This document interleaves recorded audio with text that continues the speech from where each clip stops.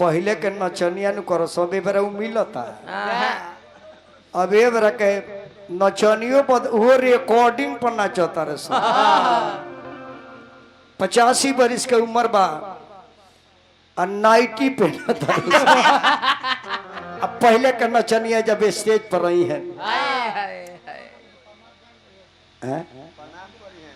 Stage पर जब वही है अनाउंसर बोला था आइए आप लोग के सामने आ रही है मुजफ्फरपुर का रहने वाली गड़बड़ देवी तो चलिए स्टेज पर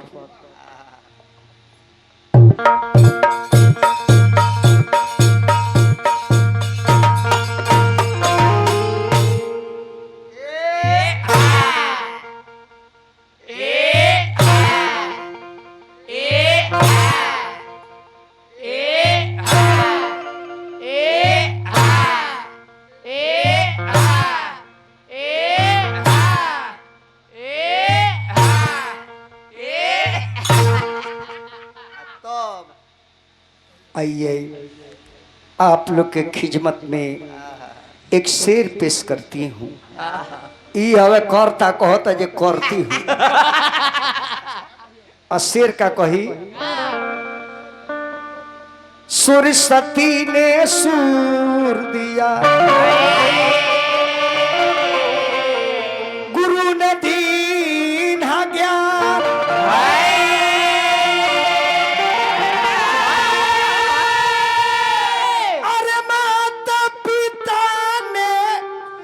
जनम रे दी हॉल करम लिखे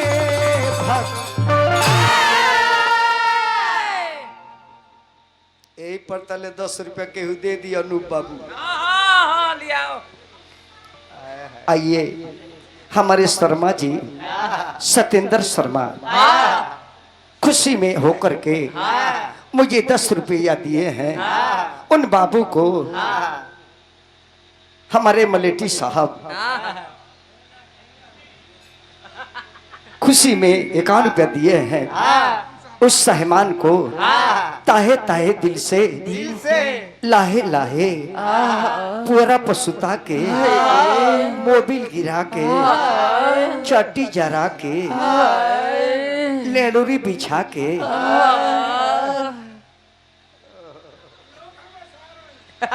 ना नहीं हमारे गार्जियन बनी 100 रुपया दिल में तरुओं के शुक्रिया को देता नहीं मल्लिटी साहब के जीजा जी के मल्लिटी साहब के पहुना के ये पहुना सुनी ना ताहे ताहे दिल से लाहे लाहे कलेजे में बैठाकर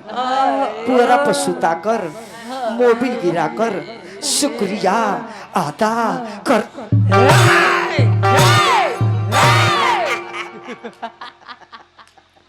पहुना की तरफ से आया है पहुना को ताहे ताहे दिल से इनके गियर में गियर ढुका के इनके चाका में हवा भर के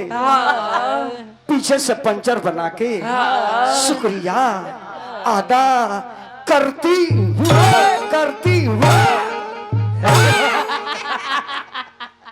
राय दिन तो बोरिंग फूट जाई लेकिन तपेश्वर भैया के पाहुन बड़ी दिलदार बनी दिल के राजा बनी अतब गई है सका चमकता रुक जा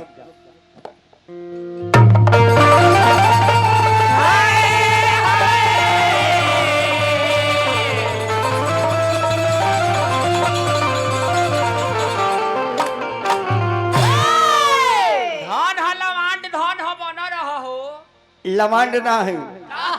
तारा चूल्ही में लावना है अब तब गई है सका सेहरा चमकता जगमगाता है अनोखे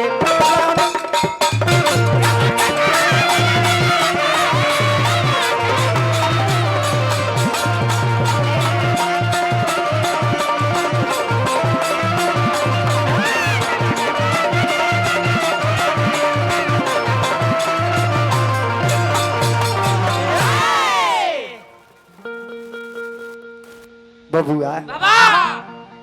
मास्टर साहब यही में आ गई। नीलम देवी जी खुशी में होकर पुरस्कार दिए हैं, उनको तहे तहे दिल से लाहे लाहे उसर फुसुर लुसुर घुसुर शुक्रिया वादा करती